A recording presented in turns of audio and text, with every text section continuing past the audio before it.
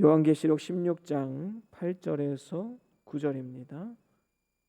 우리 다 같이 한 목소리로 함께 합독합니다. 넷째가 그 대접을 해에 쏟음에 해가 권세를 받아 불로 사람들을 태우니 사람들이 크게 태움에 태워진지라. 이 재앙들을 행하는 권세를 가지신 하나님의 이름을 회방하며 또 회개하여 영광을 주께 돌리지 아니하더라. 아멘. 목사님 나오시겠습니다.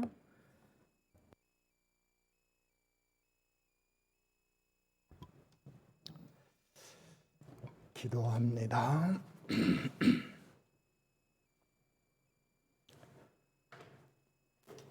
인류가 걸어보지 못했던 큰 어려움을 당하고 있습니다.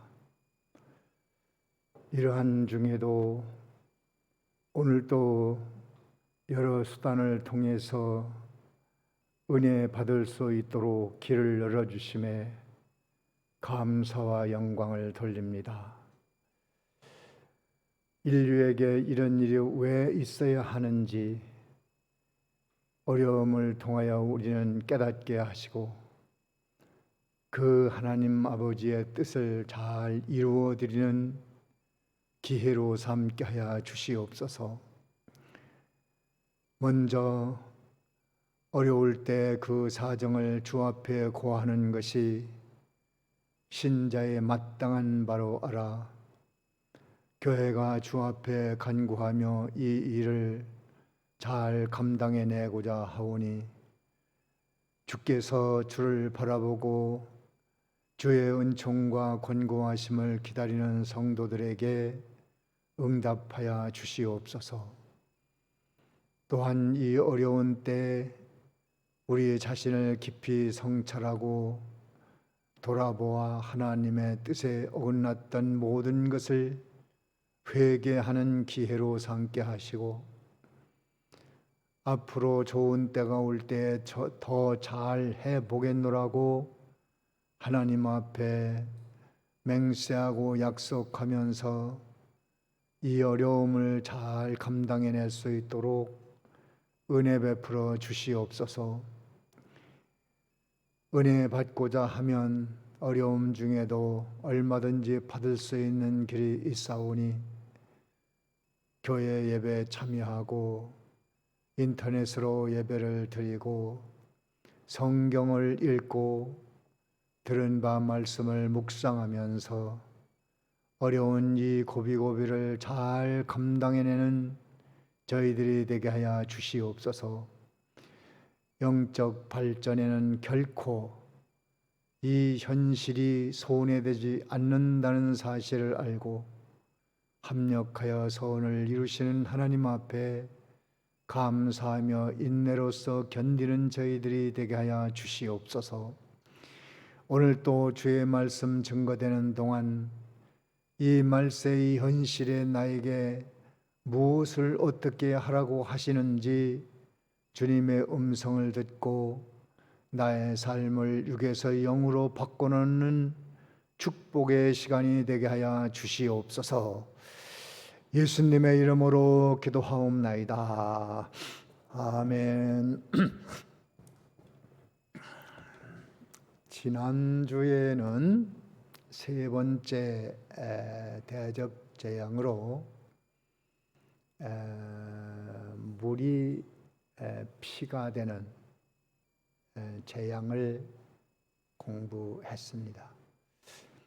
그것은 바로 하늘에서 땅에 떨어진 별 하나가 쑥물을 먹인 결과 그 쑥물 먹은 사람들이 하나님의 진노와 심판으로 핏물을 먹어야만 되는 재앙, 마지막에는 지옥이고 세상에서도 그 쑥물을 먹은 것만큼의 영적, 심적, 육체적으로 고통, 그것을 핏물을 먹는 것으로 말씀을 했습니다. 쑥물을 먹을 때는 좋아서 먹고 많은 사람이 모여서 먹으니 먹고 재미있어서 먹고 대세가 그러니 먹었고 그런데 그 마지막에 핏물을 마셔야 되는 것은 생각을 못합니다. 그래서 우리에게 영적 지혜를 주기 위해서 이 말씀이 있는 것이니까 앞으로도 쑥물을 먹이는 사이비 종교, 타락 기독교, 비진리 운동, 기복 운동, 또 번영신학, 또 어떤 장소에 구원이 있다, 사람에게 구원이 있다, 뭘 해야 구원받는다 하는 그런 비진리 운동에 휘말려서 그것을 먹는다면 쑥물이고 그걸 먹을 때는 좋은데 마지막엔 핏물을 마셔야 된다. 우리는 이렇게 지혜를 얻고 이 말세의 현실에 많이 일어나고 있는 거짓 그리스도, 거짓 선지자, 적 그리스도 이런 거짓 그리스도들이 많이 일어날 때 그들이 큰 이적을 행하고 큰 놀라운 일을 행하고 사람을 미혹할 때 거기에 흔들리지 말고 만 사람이 다 간다 해도 나는 아니다 라고 버틸 수 있는 그런 실력을 가지라고 이 말씀을 공부하는 것입니다. 이제 오늘은 요 네 번째 대접인데 이것은 해에 쏟아버리니까 해가 해를 받아서 많은 사람들이 죽게 된다. 그렇게 말하고 있습니다. 해가 공격을 받는 것은 자연재해라고 볼 수 있습니다. 얼마 전부터 태양에 혹점이 생긴다, 오존층이 파괴돼서 뭐가 어떻게 된다, 피부암이 많이 생긴다면 별말이 많습니다.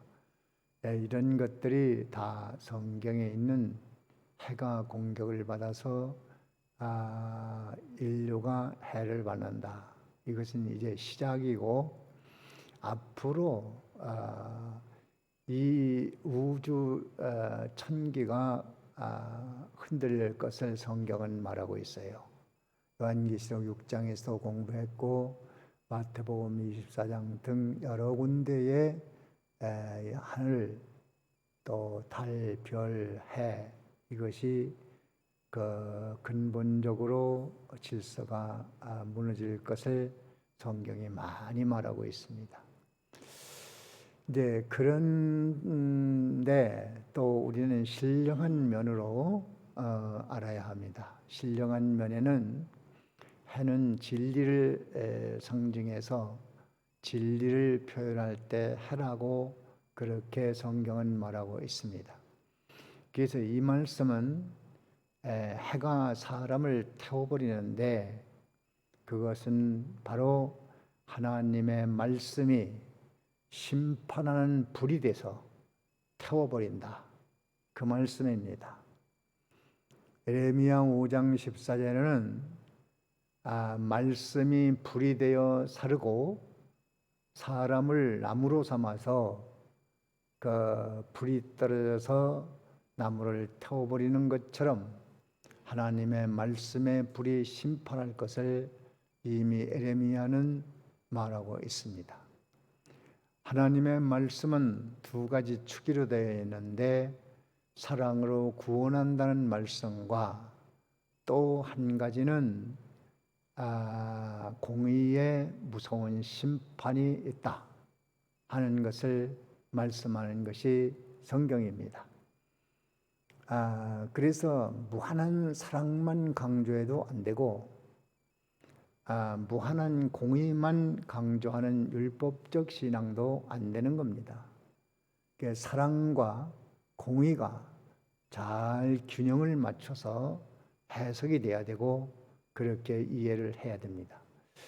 어떤 데는 하나님이 사랑이 없는 것처럼 무자비하게 심판하고 처벌하고 벌을 주고 진노하고, 어떤 데는 또 무한한 사랑인 것 같고, 이거 헷갈린다. 그럴 필요 없습니다. 하나님은 사랑과 공의를 동시에 행할 수 있는 완전하신 신이십니다. 그렇기 때문에 사랑하기로 한 자는 무한사랑, 진노하기로 한 자는 무한진노입니다. 야곱은 야비하고 욕심 많고 잔꾀를 쓰고 수단 쓰고 부모 공경도 잘 못했고 부모를 속이고 형을 속이고 어떻게 보면 엉터리로 살아온 것 같은데, 하나님은 늘 야곱 편에 서서 너는 내 것이고 내가 너를 사랑한다, 내가 너와 함께 하겠다.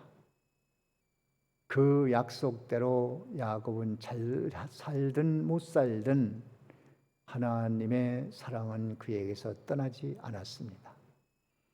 그래서 마침내 인생 마지막 토막에 요셉을 만나서 영화를 누리고 살 때에 하나님이 그와 약속한 사랑에 대한 것을 변함없이 지키셨다 하는 것을 확실히 알 수 있고,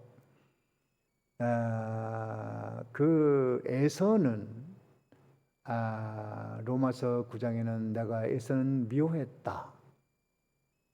그 미워하기로 한 사람은 뒤로 넘어져도 코가 깨지는 그런 일이 일어나는 거죠. 에서는 잘한 점이 있다고 해도 잘한 점으로 옳게 평가해서 상을 준 것이 아니고, 그의 인생은 갈수록 어려움이 있었고, 그 후대 자손에게도 에돔 족속은 하나님을 거역하는 족속으로 표현이 되고 있습니다. 불행한 것입니다. 세상에서 영웅호걸 열사요 선을 행하고 의롭게 살아도 하나님의 공의의 심판의 대상이라면 참으로 불행한 것입니다. 우리는 잘나서 예수 믿는 것이 아니고 하나님이 무조건적인 사랑으로 예수를 믿고 오늘 또 주 앞에 나와 있고 말씀을 듣고 하나님을 섬길 수 있는 사람이 된 겁니다.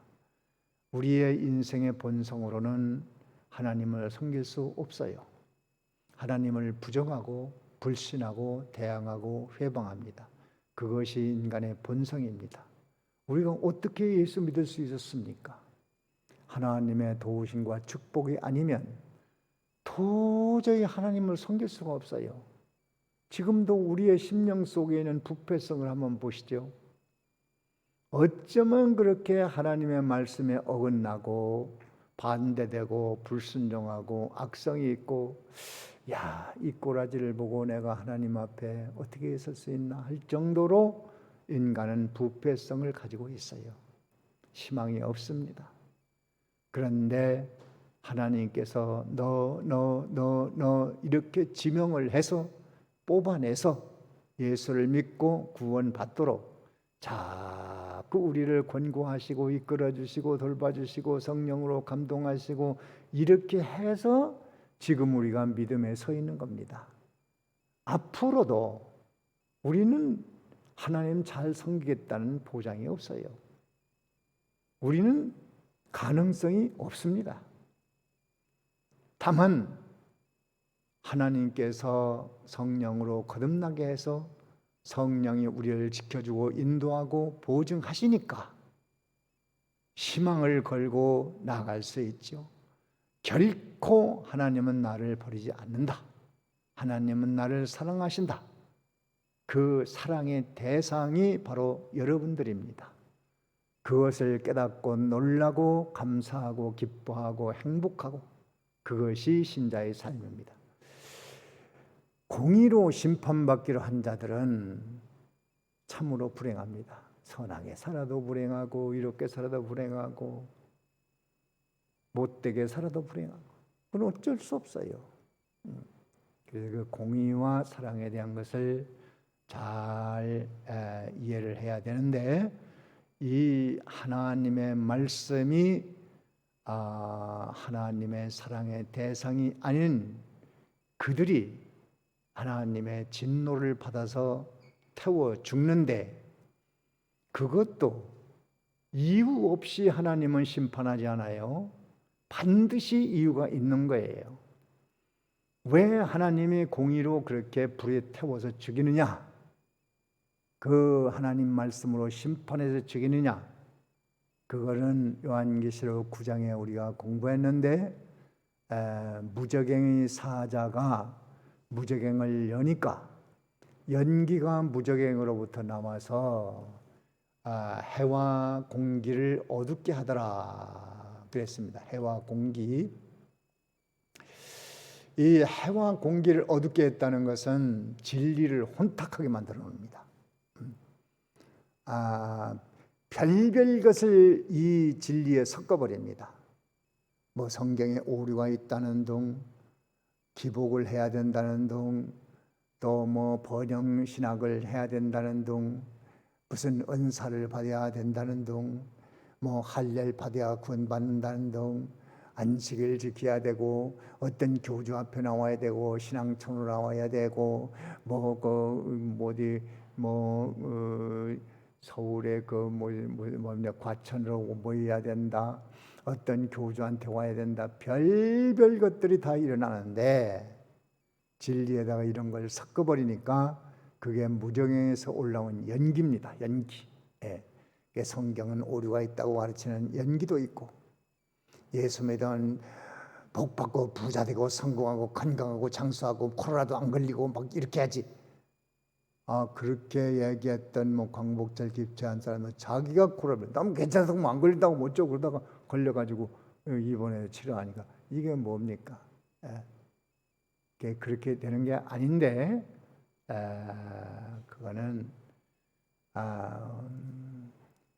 그 무저갱에서 올라온 연기로 진리가 혼탁하고 공기가 오염된다는 것은 인간의 정신세계가 흐려져서 분별력이 떨어지고 옳고 그름을 모르니까 그런 사람들에게 하나님의 진노로 심판이 임한다. 이 코로나 예방하는 것도 나는 믿으니까 안 걸려, 이거는 맹신입니다. 그건 신앙도 아니고 믿음도 아닙니다. 그거는 예방수칙을 잘 지켜야 돼요. 그렇게 해도 그 코로나 환자와 접촉해서 노출되면 걸립니다. 어쩔 수 없어요. 그걸 안 걸리려면 예방수칙을 잘 지키고 좀 몸을 건강하게 만들어 놓는 것이, 그것이 옳습니다. 그거는 믿는다고 해서 안 걸리는 거 아닙니다. 접촉하면 걸립니다. 믿음과는 상관이 없습니다. 다만 요 믿음이라고 하는 그것은 하나님의 말씀을 그대로 순종하고 나가기 때문에 거기에 따른 하나님의 심판은 받지 않는다. 그것을 알아야 돼요. 그래서 그 무정행에서 올라온 공기를 오염시키고 진리를 혼탁케 하는 거기에 빠져버리면 그때는 좋아요. 그때는 많은 사람들이 같이 가고 좋아하고 하하거리고, 그리고 큰 덩어리를 자랑하고 종다수를 자랑하고 이적을 자랑하고 별짓 다 합니다. 그래도 나는 거기 안 가. 안 돼. 자기 중심을 잘 지키는 사람은 하나님이 심판하신다는 말씀, 이렇게 하지 마라, 그러면 너희들이 화를 당한다, 이렇게 하지 마라, 진노를 당한다, 그렇게 하면 복을 받는다, 이런 말씀들이 있는데 그 말씀이 그대로 실행될 때에 하나님의 심판을 면해갈 수 있다는 겁니다. 코로나 예방수칙을 잘 지키면 코로나에 안 걸리듯이 하나님의 말씀을 잘 지킬 때는 말씀이 불이 돼서 심판할 때 그 심판에는 들어가지 않는다. 그래서 요한계시록 9장 4절에는 그 무저갱의 연기로 인하여 해와 공기가 어두워질 때 사람들이 해를 받는데 해가 불이 돼서 진리가 불이 돼서 태워버리는데 그때 걸리지 않는 자는 푸른 나무, 4절 푸른 나무, 초목, 인 맞은 자는 해하지 말아라. 이렇게 말했어요. 그래서 해가 사람을 태우는 말씀이 불이 돼서 태워버린다고 해도 말씀의 인을 맞은 자, 푸른 나무, 생명 있는 신앙, 믿음, 그 사람은 해를 받지 않는다는 거예요. 그래서 길을 가르쳐 줬어요. 길을. 말씀이 불이 돼서 임할 때 너희가 해를 당하지 않는다는 길은 푸른 나무 되라. 생명 있는 믿음이 되라. 인 맞아라. 인은 두 가지가 있는데 성령으로 거듭나는 인이 있고 또 하나님 말씀 깨달아 가지고 지켜서 너는 잘했다, 옳다, 맞다. 그런 인이 있는데 거기에서의 인은 말씀의 인을 말합니다.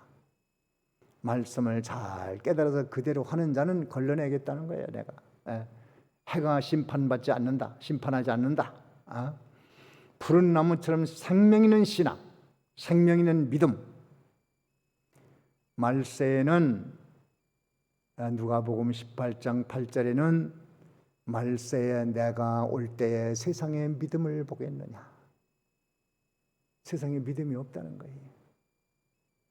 거기서의 믿음은 예수 믿어서 구원받는 믿음을 말하는 것이 아니고 믿음 쓰는 사람이 있겠느냐. 그 말이에요. 믿음 쓰는 사람이 있겠느냐. 그 말세에 내가 올 때 믿음 있는 자를 보겠냐라는 말씀은 예수 믿어 중생을 가르치는 거요. 믿음 쓰는 믿음을 가르치는 거예요. 무슨 믿음이죠? 믿음 쓰는 믿음. 쓰는 믿음이 있어야 돼. 쓰는 믿음. 믿음이 있다고 하면 믿음을 안 써.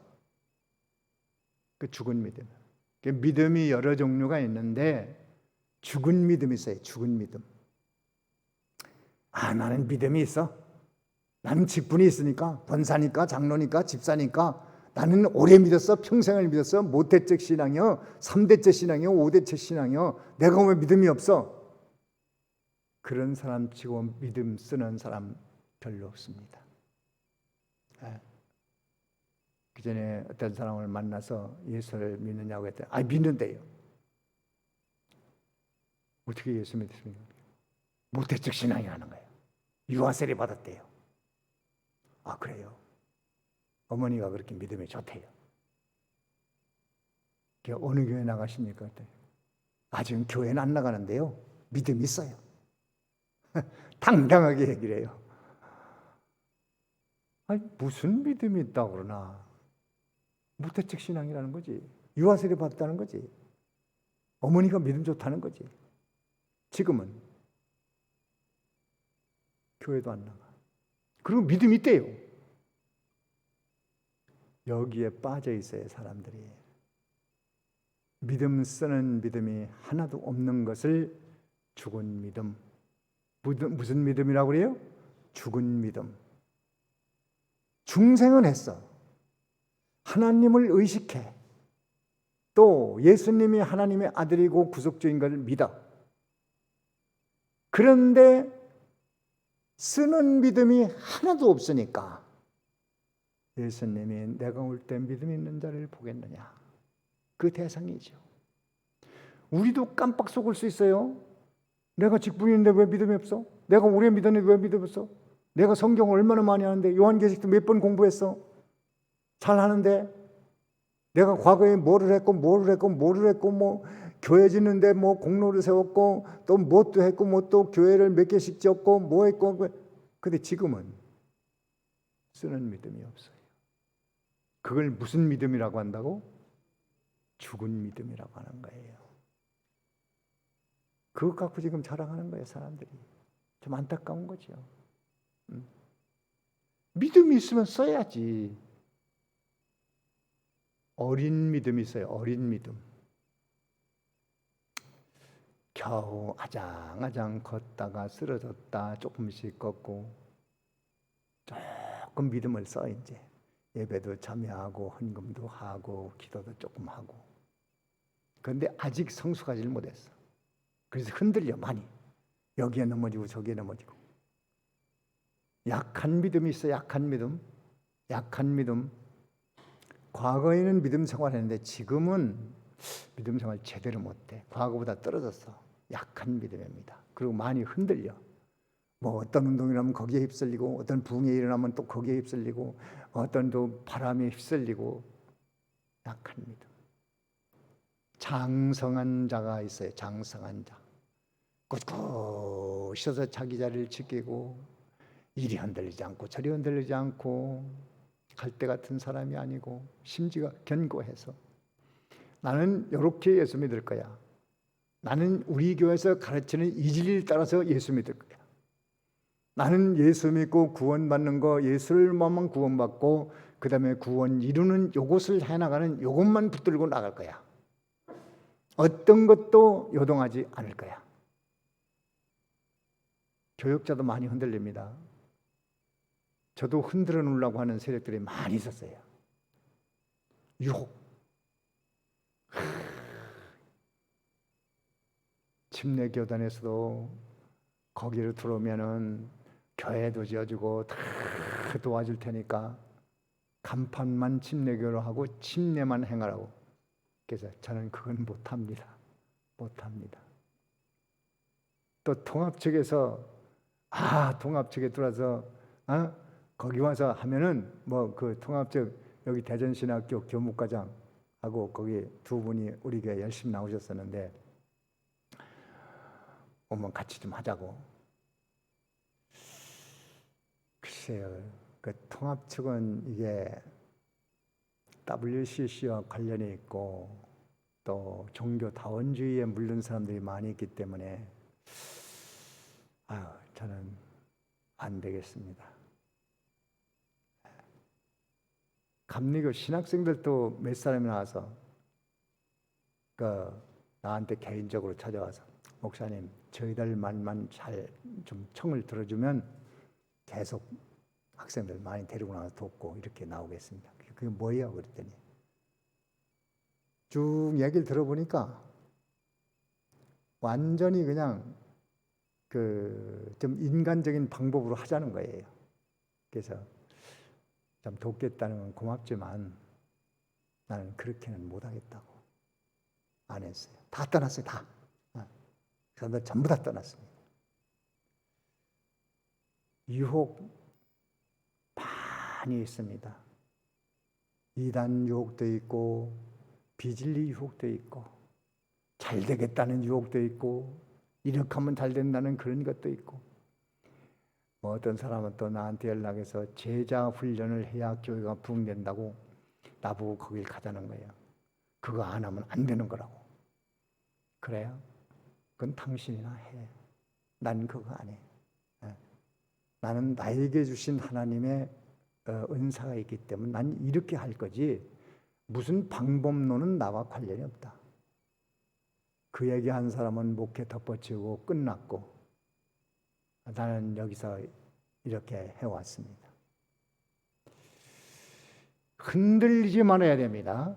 중심이 요동하지 말아야 돼. 예수 믿는 믿음 흔들리지 마시고 꿋꿋이 그 믿음을 가야 돼. 그래서 우리는 믿음 쓰는 푸른 나무, 말씀의 인을 계속 맞이해야지.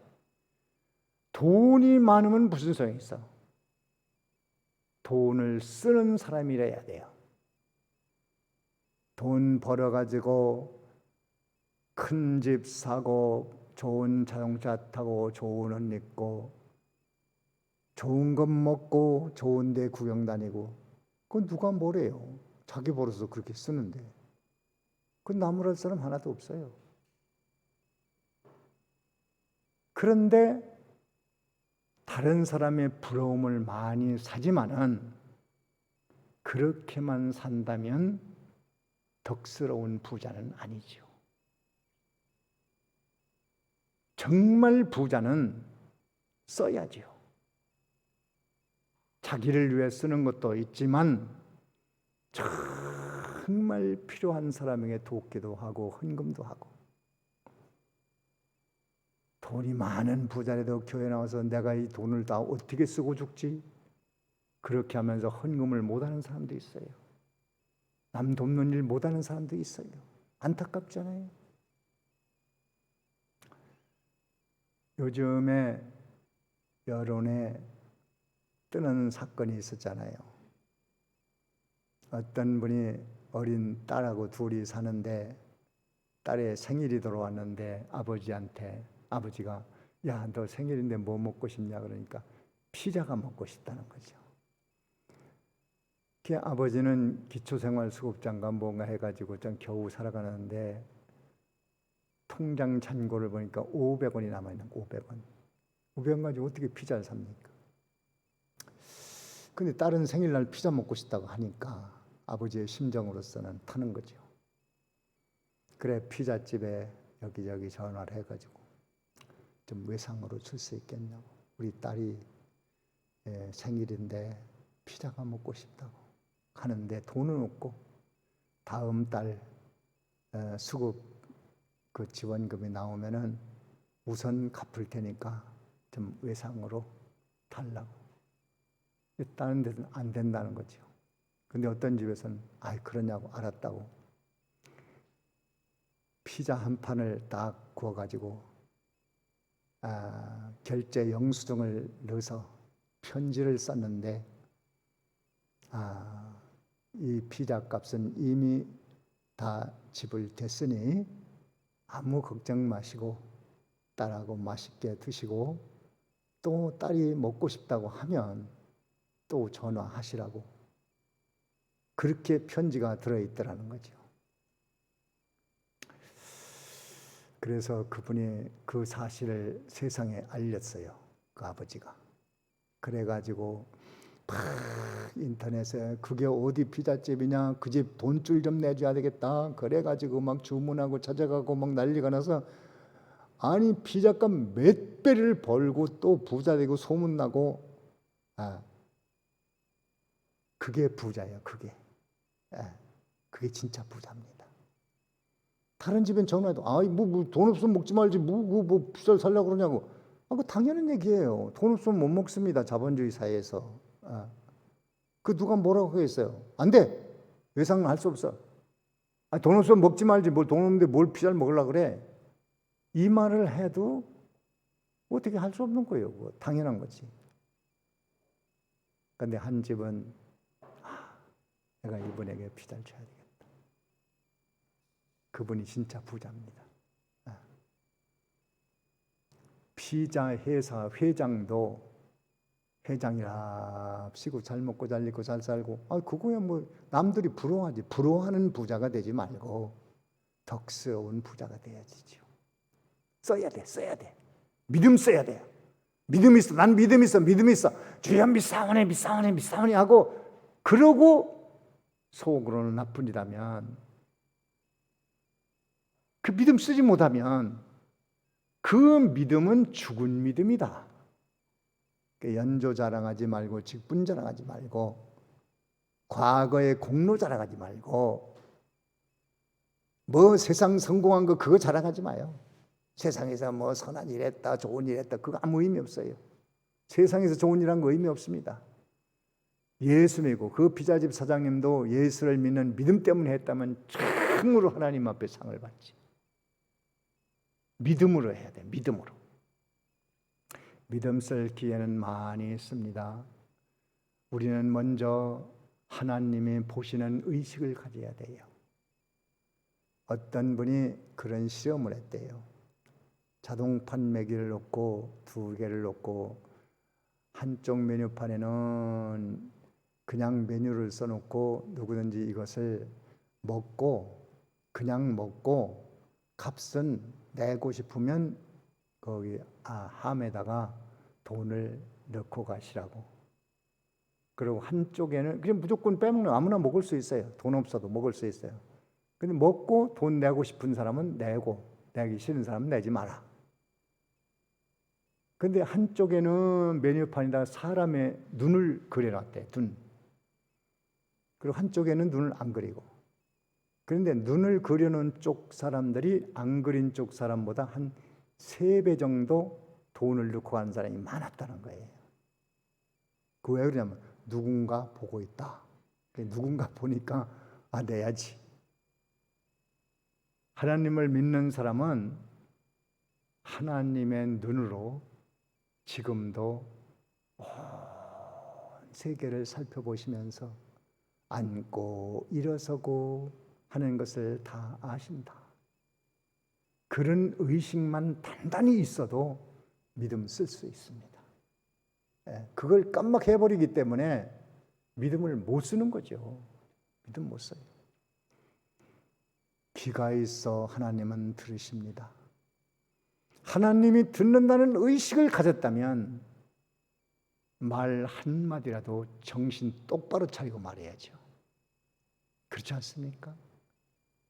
하나님의 전지성으로 모든 것을 아신다. 어떻게 함부로 할 수 있습니까? 참 요새요, 이 CCTV 같은 게 많이 발달돼 가지고 범죄가 많이 줄었어요. 우리 교회도 그 전에 막 헌금통도 털리고 막 교회다 부시고 돌아가지고 헌금통 꺼 털어가고 막 그런 사람도 있었는데 요즘 그런 거 없잖아요. 다 잡혀, 다 걸려. 우리 교회도 CCTV가 여러 대 있습니다. 많이 있습니다. 그 지금 그런 거 없어요. 많이 줄은 것 같아요, 범죄가. 이 점도둑도 거의 없어진 것 같지 않나? 왜? 다 잡혀버려. 어디 가서 걸려도 걸려버려, 다. 여기저기 다 있으니까. 동네에서 어떤 사람이 자동차 자꾸 그냥 저녁이 되면 그냥 자동차 바퀴를 막 뚫어가지고 빵꾸를 내놓는 그런 사람이다. 경찰에서 한번 우리 교회 와가지고 그 CCTV 좀 보자 그래요. 보여줬죠. 다 보라 그랬죠. 다 보고 여기만 봤겠어요? 동네 CCTV 다 봤겠지. 그래서 나중에 얘기들이 잡았대요. 그게 CCTV 걸려버린 거예요. 잡았대요. 그게 어디 가서 걸려도 걸려. 그러니까 범죄가 많이 줄지. 하나님의 눈, 하나님의 귀, 여기에 대한 의식을 가지면 믿음 쓸 수 있습니다. 주님이 다 아시기 때문에, 주님이 다 들으셨기 때문에, 주님이 다 보셨기 때문에 그런 의식을 빨리 갖고 우리가 믿음을 쓸 기회가 왔다. 믿음 써야 돼요. 지금 코로나19 이 시대에도 믿음을 써야지. 리레이 기도한다면 기도에 참여하고 또 여러 가지 수단으로 은혜 받을 수 있는 거 믿음 써서 하고 또 회개하는 것이 믿음 쓰는 것이다. 이 기회. 여기 나오잖아요. 이 어려움 당할 때요. 여기 그 오늘 본문 그 9절 한번 읽어봅니다. 9절을 다 같이 다시 한번 좀 읽어봅니다. 9절 시작. 사람들이 크게 태움에 태워진지라 이 재앙들을 행하는 권세를 가지신 하나님의 이름을 회방하며 또 회개하여 영광을 주께 돌리지 아니하더라. 자, 여기서 믿음 쓰지 못하는 사람은 어떻게 하는지 아세요? 죽어가도요 하나님을 회방하는 거예요. 하나님 원망하고 내가 하나님이 사랑이라면서 무슨 사랑이냐고 내가 나에게 왜 이런 일을 하는 거야? 아니 하나님이 사랑한다면 왜 코로나19가 왜 생겼어? 교인들에게 또 이런 말 하는 사람 있잖아요. 꼭 있어요. 하나님 사랑한다며, 사랑이 하나님이라며 왜 코로나가 이렇게 해서 인류를 이렇게 괴롭게? 그게 무슨 하나님 사랑이야? 이렇게 말할 수 있어요. 이스라엘 민족이 툭하면 하나님 원망하고 모세를 원망하듯이 우리가 꼭 그 지경이에요. 그 지경. 달면 삼키고 쓰면 뱉고 주면 웃고 뺏으면 울고 이거는 죽은 믿음이에요. 죽은 믿음 안고 다니면서 나는 믿음이 있다 또 그러지요. 믿음 없습니다. 없는 줄로 알아야 믿음이 생기지. 그렇지 않습니까? 코로나19 때문에 믿음 쓰십시오. 그것이 복입니다. 회개치 않는다고 그랬어요. 절대로 회개 안 합니다. 예. 코로나19 때 믿음 쓰려면 많이 얘기하죠. 내가 과거에 자유롭게 믿는 일을 할 수 있을 때 내가 참 전도하는 일도 못했고, 기도하는 사람도 못했고, 양심 쓰는 일도 못했고, 말 조심하는 것도 못했고, 함부로 제멋대로 자기 고집대로 자기 잘난 체하고 저 잘난 못이 살았구나. 하나님 불쌍히 여겨주세요. 겸손할 수 있어야지. 하나님 앞에 영광 돌리지 못했다는 거예요. 그런 믿음 없는 하나님을 회방하고, 어렵다고 하나님 회방하고, 회개도 안 하고, 영광도 안 돌리고, 그러한 믿음 쓰지 못하는 사람이 되지 말고 반대로 하면 됩니다. 회방하지 말고 하나님께 감사하고, 회개하고, 영광을 주 앞에 돌리고, 감사하며 영광 돌리고, 그게 푸른 나무입니다. 푸른 나무. 생명 있는 신앙. 그래서 오늘날 이 당한 이 현실도, 아니 하나님의 뜻이 없이 이 세계가 이렇게 될 수가 있어요? 하나님의 뜻이 있어. 반드시. 그 뜻이 뭐냐? 그런 날에도 하나님께 감사할 것을 찾아서 감사하자. 회개 좀 하자. 내가 잘못해서 코로나19가 세계가 이렇게 됐구나. 그런 마음을 가지고 회개하고 돌이킨다면 하나님이 불쌍히 여기지 않겠어요? 기도하는 사람에겐 축복하지 않겠어요? 어떤 면으로든지 축복하십니다. 그리고 주 앞에 영광 돌려요. 어려운 일도 영광 돌리고 잘된 일도 영광 돌리고, 그걸 골라서 드리려고 하지 말고 모든 데 믿음 쓰면 영광을 돌릴 수 있습니다. 믿음 쓰면 회개할 수 있습니다. 다른 사람들이 코로나19로 죽는 것을 보면서 회개는 내가 해야 돼. 나도 그런 어려움을 당할 수 있는데 그래도 이만큼 된 거 하나님 감사합니다 하면서 회개를 하고, 실로암 망대가 무너져 18명 죽은 사람이 그 사람들이 죄가 더 많은 줄로 아느냐? 너희도 회개치 아니하면 그렇게 된다. 회개하라는 거예요. 영광 돌리라는 거예요. 하나님 앞에 감사라는 겁니다. 이 어려운 이 시대에도 푸른 나무가 되어 말씀에 인을 가진 자로 극복해 나갑시다. 하나님 앞에 감사, 또 회개, 또 영광 돌리고, 이렇게 나아감으로 이 코로나19가 우리의 영적 발전에 큰 유익이 되도록 한다면 우리에게는 하나님 앞에 말씀의 심판이 임할 그때에 우리는 의식 설 수 있는 사람이 될 것이니까, 이제 어려운 일을 와도 하나님 앞에 감사하고 회개하고 영광 돌리고 이렇게 살아가는 우리 성도가 되어지기를 바랍니다. 여기까지 합니다. 다 같이 오늘 들은 말씀 가지고 묵상하는데, 하나님의 말씀은 사랑의 말씀도 있지만 공의의 심판의 말씀도 있다. 진리는 심판이 임한다. 반드시 걸러낸다. 그러면 우리는 어떻게 할 것인가? 어떤 어려움이 있어도 하나님 앞에 감사하고 회개하고 영광 돌리는 삶을 살겠습니다. 하나님 도와주세요. 기도합시다. 잠깐.